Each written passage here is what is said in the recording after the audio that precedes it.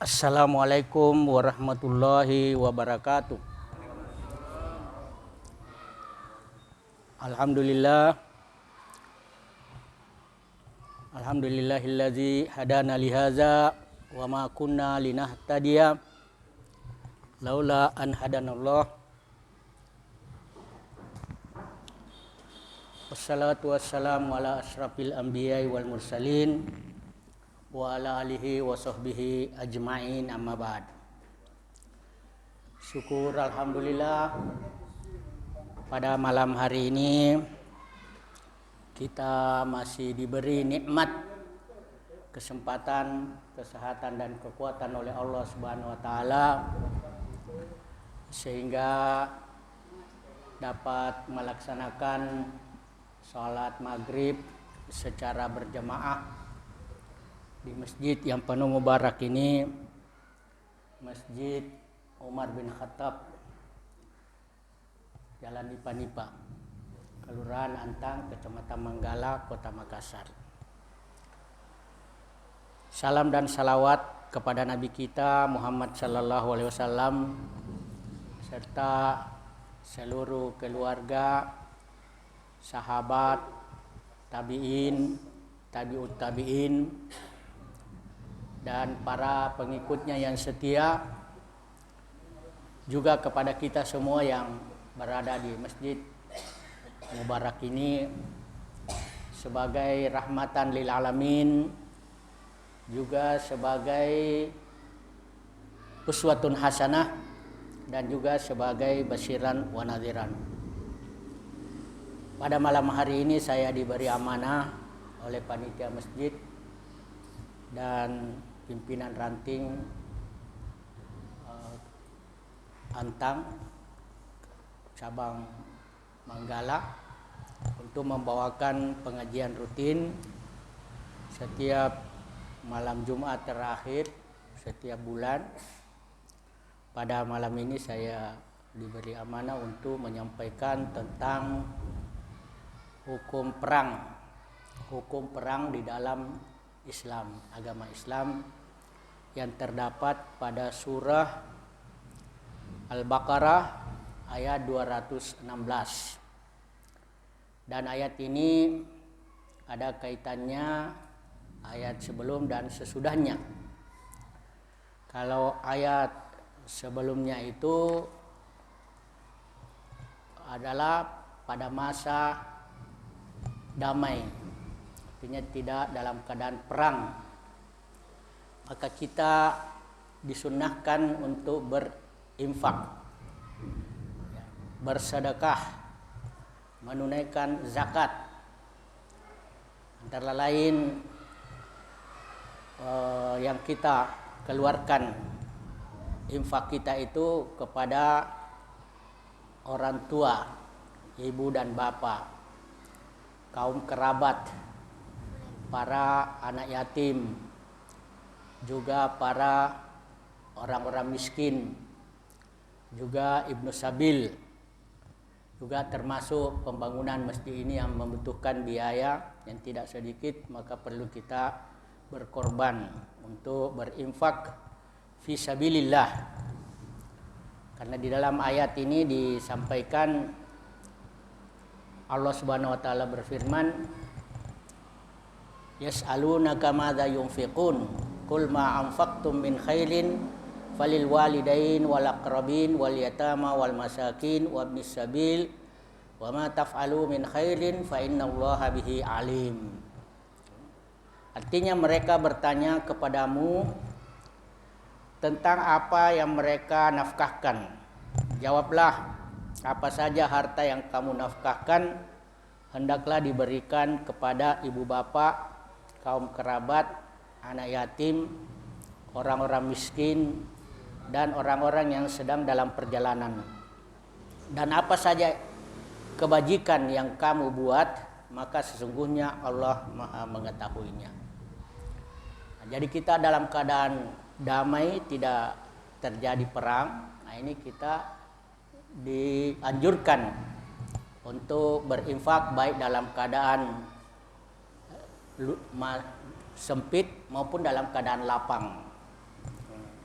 karena ekonomi itu sangat menunjang.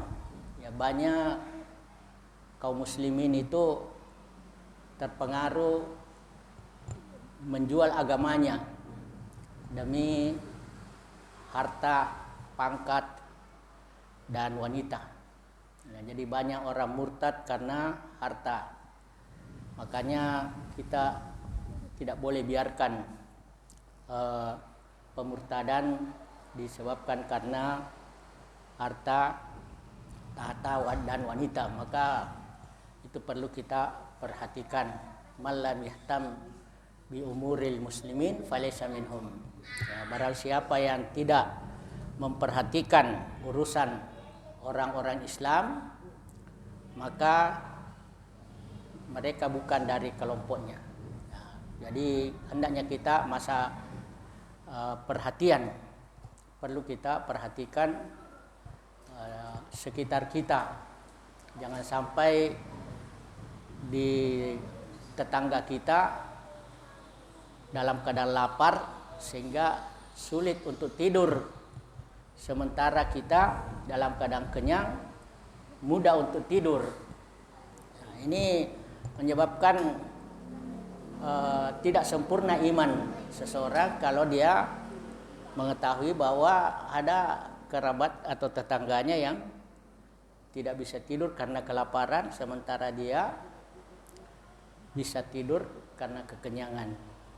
Ya, makanya perlu kita perhatikan. Begitu juga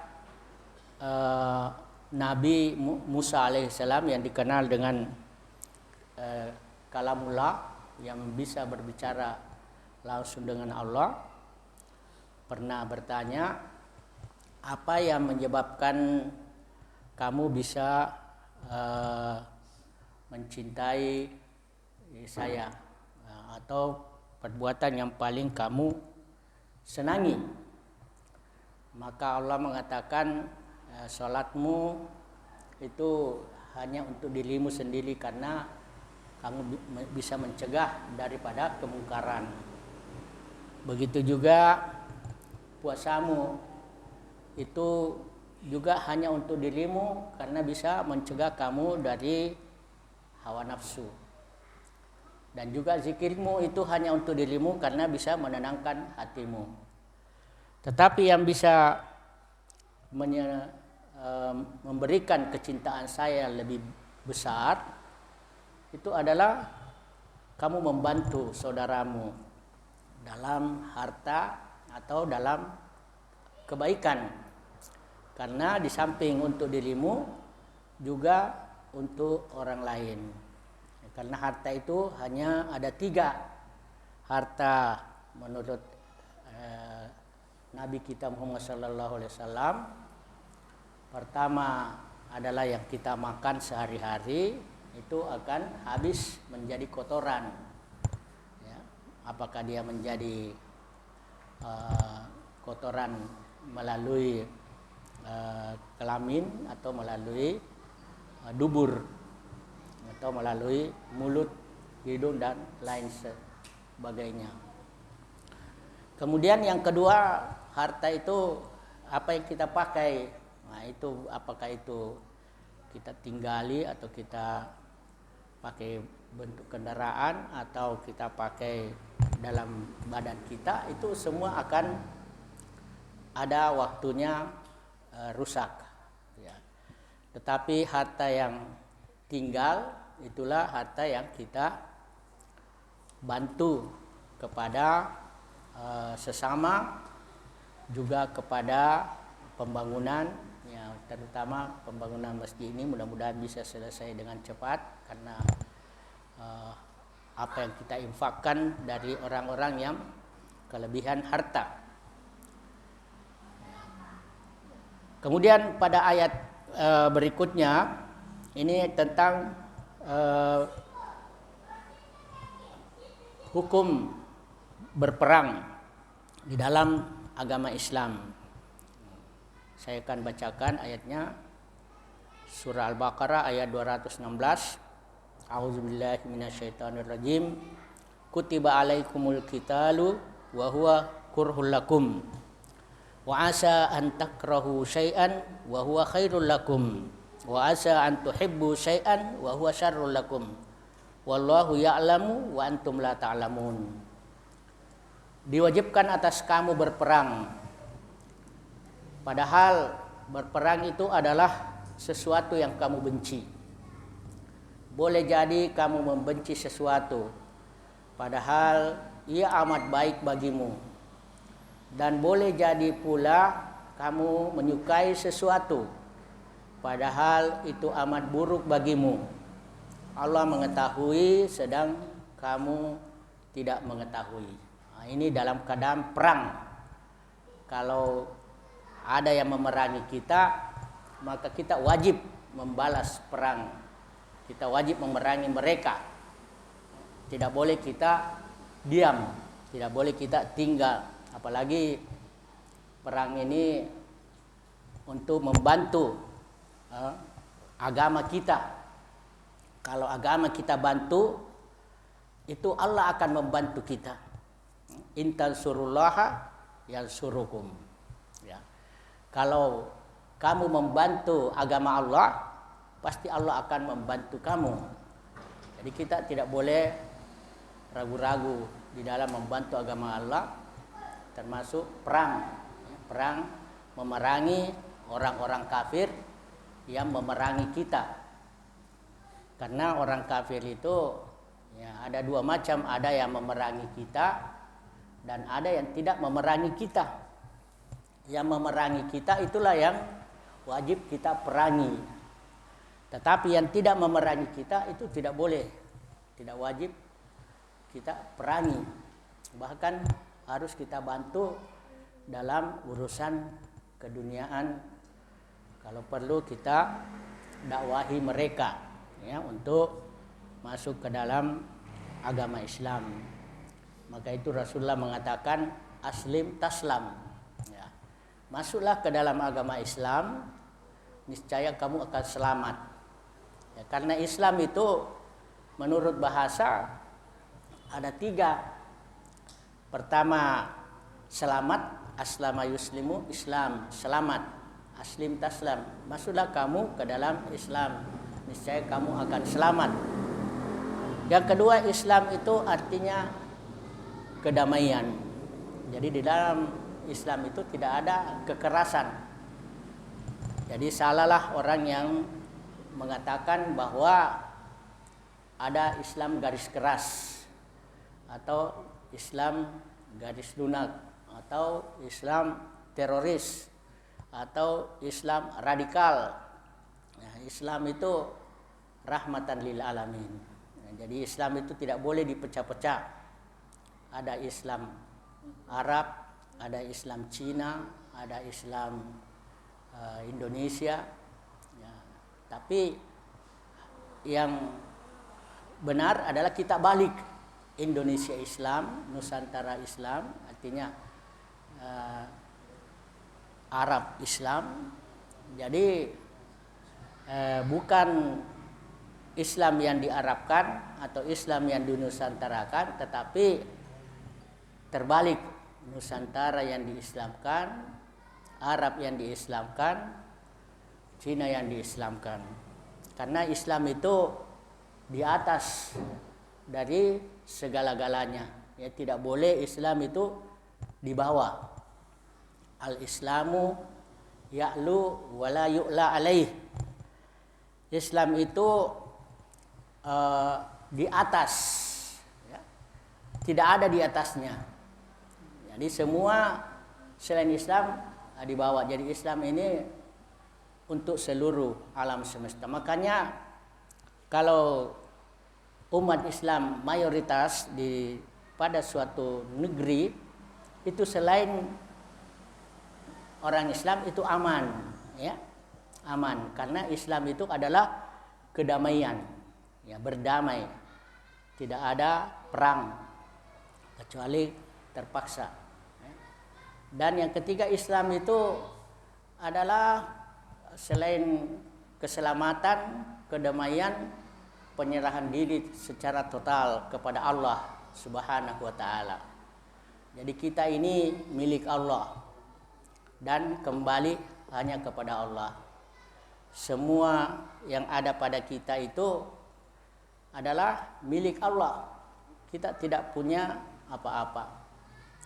Semuanya milik Allah. Makanya kalau kita merasa bahwa semuanya milik Allah, maka kita akan tenang. Karena semua akan kembali kepada Allah. Inna sholati wa nusuki wa mahyaya wa mamati lillahi rabbil alamin. Sesungguhnya ya, salatku, ibadahku, hidupku, matiku hanya untuk Allah, Tuhan semesta alam. Makanya itu perlu kita bela agama Islam ini dengan mati-matian. Maka kita diwajibkan untuk perang, untuk membela agama kita.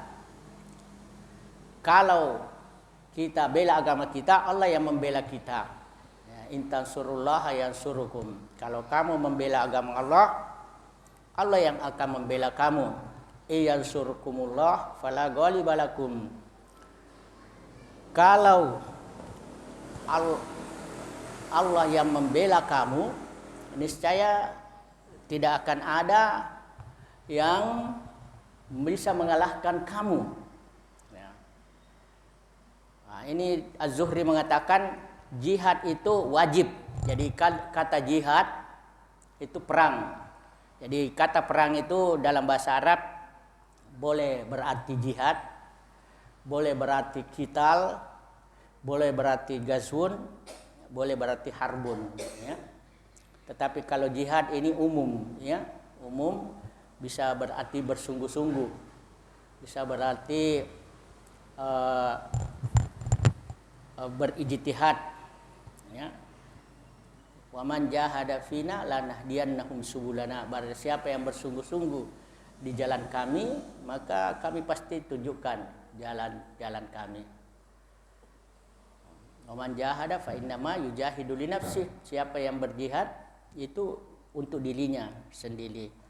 Jadi berjihad itu bukan saja dalam perang, tetapi jihad juga berarti kalau kita mengamalkan agama kita dengan sungguh-sungguh, itu juga jihad. Ya. Tapi kalau kital, nah ini berarti khusus dalam perang. Tapi harus dibedakan antara qatl, ya, qatala dengan qatala. Ya, kalau qatala yuqatilu itu memerangi, ya, berperang kital.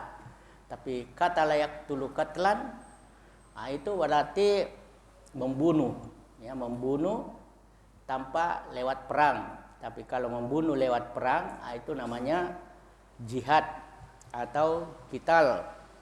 Maka di dalam ayat kutiba itu artinya wajib, ya, seperti. Dan wajib ini individu, bukan wajib secara kolegial atau secara ada wajib ain atau wajib kifayah. Ya, wajib kifayah itu wajib sebagian. Ya, kalau sudah sebagian melakukan kewajiban itu, maka yang lain gugur kewajibannya, seperti salat jenazah, menyelenggarakan mayit dan lain sebagainya, menuntut ilmu pengetahuan umum, ya, menyelenggarakan pemerintahan negara, ya, itu wajib kifayah. Tetapi kalau wajib individu, ya, wajib ain, itu seluruh umat muslim itu wajib secara individu, seperti wajib perang, wajib qisas, kutiba alaikumul qisas fil qatla, itu wajib. Kutiba alaikumus syiyam, nah itu wajib. Tapi ada yang laksanakan, ada yang tidak laksanakan. Kalau syiyam semua laksanakan, tapi kalau qisas tidak semua lakukan. Ya, hanya negara yang melakukan. Seperti perang, ya ini hanya bala tentara yang melakukan. Maka jihad menurut Az-Zuhri wajib bagi setiap individu, baik yang berada dalam peperangan maupun yang sedang duduk tidak ikut berperang. Orang yang sedang duduk apabila dimintai bantuan maka ia harus memberikan bantuan. Jika diminta untuk berperang maka ia harus maju berperang, dan jika tidak dibutuhkan maka hendaklah ia tetap di tempat atau tidak ikut. Bagi orang yang diwajibkan perang lalu dia tidak berperang, maka itu matinya mati jahiliyah. Sebagaimana sabda Rasulullah sallallahu alaihi wasallam, "Man mata walam yagzu walam yuhaddis nafsahu bil gazwi mata maitatan jahiliyatan." Barang siapa meninggal dunia sedang ia tidak pernah ikut berperang dan ia juga tidak pernah berniat untuk berperang, maka ia meninggal dunia dalam keadaan jahiliyah. Tapi kalau sudah dalam kedamaian, itu tidak ada lagi perang, kecuali kita berdamai. Dalam hadis dikata la hijrata ba'dal fathi walakin jihadun wa niyatun wa izas tamfiru summa famfiru. Tidak ada hijrah setelah Fathu Makkah, pembukaan kota Mekah, akan tetapi yang ada adalah jihad dan niat baik. Bila kalian diminta untuk maju perang maka majulah. Jadi jihad ini bisa berarti perang, bisa juga berarti di luar perang. Karena ada jihad fisik, ada non fisik. Ya, jihad fisik itu ya jasad kita maju melawan orang-orang kafir. Jadi musuh kita itu adalah kekufuran, ya. Dan orang-orang yang memerangi kita, antara lain musuh orang-orang kafir, musuh kita orang-orang munafik, musuh orang-orang yang musyrik, ya, musuh orang-orang yang zalim, ya, yang memerangi kita. Dan itu ada ulama ya pernah mengatakan bahwa dalam menghadapi perang ini kita perlu siapkan 10 senjata, ya. 1 senjata untuk musuh dan 9 senjata untuk pengkhianat. Nah, pengkhianat ini adalah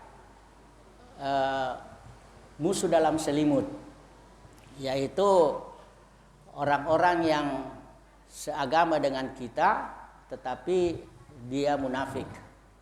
Munafik artinya kalau dia berbicara dia berbohong, kalau dia berjanji dia ingkar, kalau dia diberi amanah dia khianat. Nah, itulah tanda-tanda orang munafik, dan itu orang munafik adalah musuh yang lebih berbahaya daripada musuh orang-orang kafir. Karena itu orang kafir caranya menyerang kita orang-orang Islam itu bukan dengan jalan fisik, ya. Kalau dengan jalan fisik mungkin mereka kalah, tetapi dengan jalan non fisik, ya, ada namanya perang opini, ya, perang pikiran, perang akidah, perang ekonomi, semua kita diperangi melalui semua non fisik itu. Nah, jadi kita ini sebenarnya dijajah oleh orang kafir, tetapi melalui orang-orang kita sendiri, ya, orang-orang kita sendiri, yaitu melalui orang munafik. Karena di dalam memerangi orang-orang munafik ini ya perlu kita tahu, mawas, hati-hati. Karena orang munafik itu yaitu berteman dengan orang kafir untuk memerangi kita orang Islam. Makanya orang-orang kafir itu tidak perlu dia bangkit dari tempatnya ya untuk memerangi kita. Cukup dengan ekonomi, cukup dengan uang, cukup dengan sogok ya. Jadi orang-orang Islam yang lemah Islamnya itu ya bisa disogok dengan jabatan, bisa dengan sogok dengan uang, bisa dengan harta, bisa dengan wanita untuk memerangi kita orang-orang yang baik agamanya, yang baik Islamnya, sehingga antara kita sesama orang Islam itu diadu domba seperti belah bambu ya, satu sebelah ujung diinjak, sebelah ujung yang lain itu diangkat. Nah, itulah namanya belah bambu. Jadi satu yang ikut mereka itu diberi bantuan, diberi dana, diberi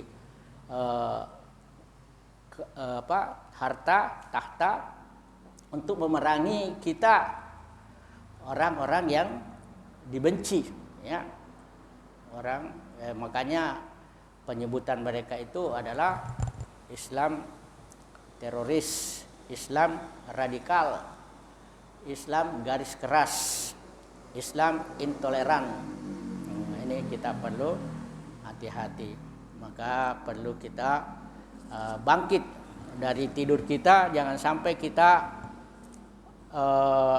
tidur terlalu lama sehingga mereka menang ya, seperti pernah terjadi di Andalus. Itu orang-orang Islam ini susah dikalahkan. Bagaimana caranya? Ya mereka bayar orang-orang yang Islamnya lemah, sehingga orang Islam yang lemah imannya itu dengan harta mereka memerangi orang Islam yang kuat agamanya, kuat Islamnya, kuat imannya. Sehingga setelah orang-orang antara kita sesama Muslim itu berperang, lalu mereka menang ya, tanpa harus mereka bangkit. Setelah mereka menang, yang dari kelompok kita yang munafik itu, lalu mereka mengatakan, sedangkan sesama orang Islam saja mereka perangi, apalagi di luar agama mereka, pasti mereka akan bangkit menyerang kita. Jadi sebelum kita diserang, lebih baik kita serang memang. Nah, inilah perlunya kita harus bersatu, ya, bersatu dalam Islam. Tidak boleh cerai-berai hanya karena perbedaan paham, hanya karena masalah furu'iyah, lalu kita saling menjelekkan, saling menyalahkan antara satu dengan yang lainnya. Karena di dalam Al-Quran telah dinyatakan, wa'tasimu bihablillahi jami'an wala tafarraqu. Ya, hendaklah kamu berpegang teguh kepada tali Allah dan janganlah kamu cerai-berai. Bagaimana cara kita bersatu? Bersatu itu caranya ya kita berpegang teguh kepada tali Allah, yaitu berpegang kepada agama Islam yang benar. Udkhulu fisilmi kafah, ya, masuklah kamu ke dalam agama Islam secara totalitas, ya, tidak separuh-separuh. Nah, separuh diambil, separuh dibuang. Ya. Tu'minu bi ba'dil kitab wa takfuru bi ba'din. Ya, kamu mengimani sebagian dan mengkafiri sebagian. Nah, ini namanya munafik, ya, mengambil yang berkaitan dengan hablun minallah saja, tetapi meninggalkan yang berkaitan dengan hablum minan nas. Nah, ini namanya Islam yang istilahnya sekularisme, ya, sekularisme artinya memisahkan kehidupan dengan agama. Ya, kehidupan itu hanya diatur oleh manusia, tetapi agama itu ya hanya berkaitan dengan ibadah mahdoh saja, seperti sholat, puasa, haji. Padahal Islam itu tidak demikian. Ya, Islam itu mencakup seluruh, ya, aturan, mulai dari kita masuk WC itu sudah diatur, ya, masuk dengan kaki kiri, keluar dengan kaki kanan, menghadap tidak menghadap kiblat dan tidak membelakangi kiblat, ya, sampai kepada khilafah, ya, khilafah ada kepemimpinan, ya. Makanya Islam datang itu adalah diangkat manusia sebagai khalifah. Ya. Kemudian di ayat berikutnya ini ayat yang berkaitan dengan dilarangnya berperang, ya, dalam bulan-bulan tertentu, yaitu pada bulan haram. Bulan haram itu adalah Rajab, berpisah dengan 3 bulan lainnya, ya, itu mulai dari Zulqa'dah, Zulhijjah dan Muharram. Nah, itu dilarang berperang ketika datang bulan itu. Yas'alunaka 'anis syahril haram qitalun fihi, ya, di kul qitalun fihi kabir. Ya, mereka bertanya kepadamu tentang bulan haram, maka bagaimana berperang di dalamnya, katakan bahwa itu adalah suatu dosa. Tetapi orang-orang kafir atau orang musyrik, ketika ada yang dibunuh pada bulan haram, maka mereka mengadu kepada Nabi bahwa mereka ini sudah melanggar, ya.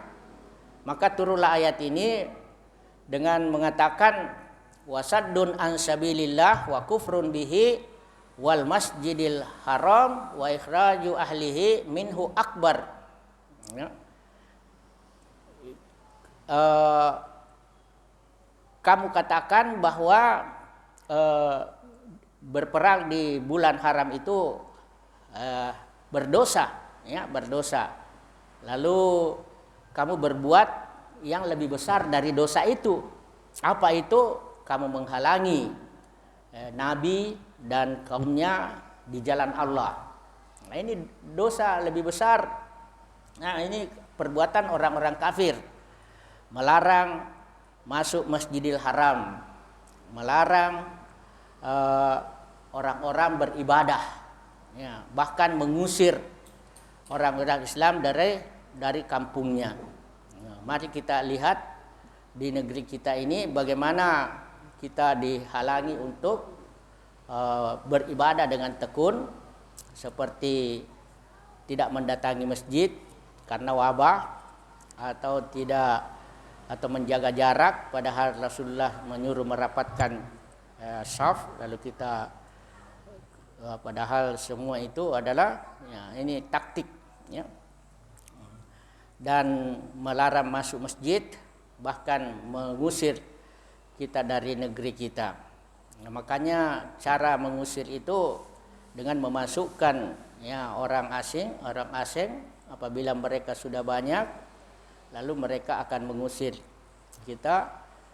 Apa yang terjadi di negara-negara selain negara kita, nauzubillahi min dzalik, mudah-mudahan ini tidak terjadi, tetapi kita perlu waspada karena ini menurut informasi orang asing ini masuk terus tiap malam bertubi-tubi, dan itu badan besar-besar, dan ini Ini perlu kita waspada.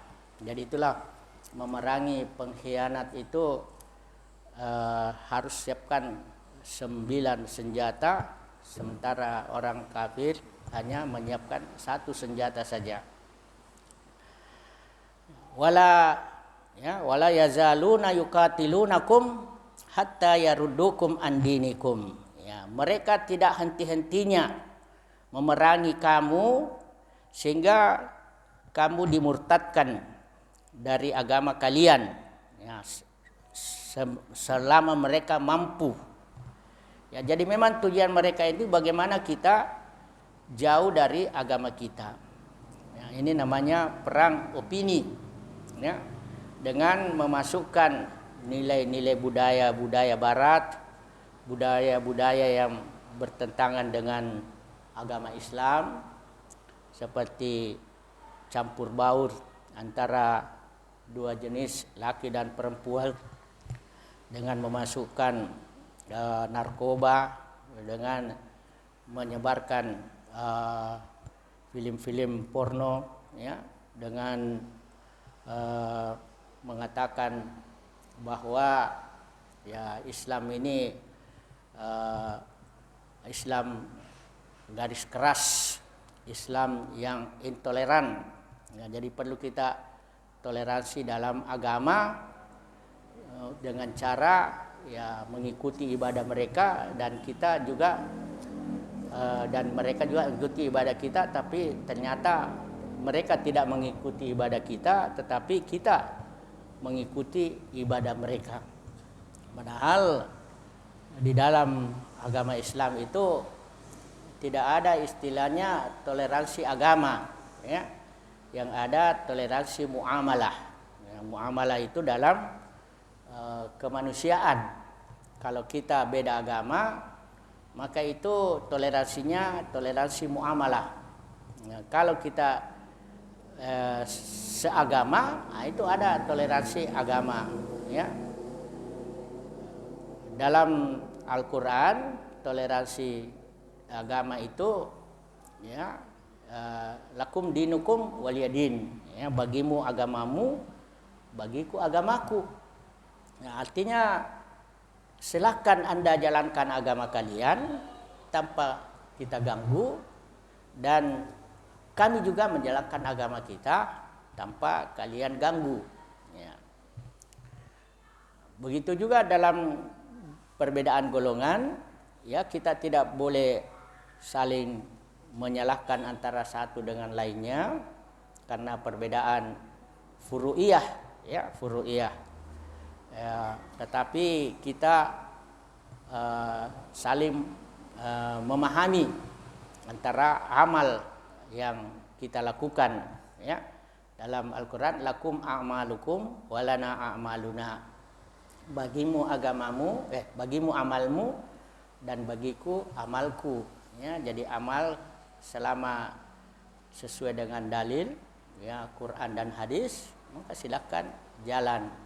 Tapi kalau tidak sesuai, maka itu baru kita boleh saling menyalahkan, karena bersatu dalam akidah, ya, toleransi dalam furu'iyah. Kalau berkaitan dengan akidah itu tidak boleh kita berbeda. Nah, tapi kalau dalam furu'iyah, ya silakan selama dalilnya itu ada, hanya dalam pemahaman yang mungkin membedakan, karena di dalam mazhab itu ada namanya 4 mazhab. Nah, yang perlu kita waspadai, bagaimana non muslim ini berusaha memurtadkan kita. Nah, kalau tidak bisa memurtadkan, ya bagaimana supaya kita meninggalkan agama kita, ya, ajaran kita. Nah, dalam Al-Quran itu Allah Subhanahu Wa Taala mengatakan, ya, wala yazaluna yuqatilunakum hatta yaruddukum an dinikum in istata'u. Ya, mereka tidak henti-hentinya memerangi kamu sehingga mereka mampu mengeluarkan kamu dari agama kamu selama mereka mampu. Dan barang siapa yang keluar dari agamanya, itu agama Islam, fayamut, lalu dia mati, wa huwa kafirun, dalam keadaan kafir, faulaika habitat a'maluhum fid dunya wal akhirah. Maka mereka itu sudah runtuh amalnya, hilang, ya, percuma amalnya yang ada di dunia dan akhirat. Selama dia beragama Islam lalu dia murtad, nauzubillah min zalik, nah itu semua amalnya terhapus semua. Ya. Wa ulaika ashabun nar, dan mereka itulah penghuni neraka. Nauzubillah. Penghuni neraka, hum fiha khalidun. Mereka kekal di dalamnya. Ya, sementara kita ini yang dalam agama Islam itu sudah dijamin, ya, surga. Nah, makanya kita tidak boleh mati kecuali dalam keadaan muslim, ya, wala tamutunna illa wa antum muslimun. Ya, janganlah kamu sekali-kali mati kecuali dalam keadaan muslim.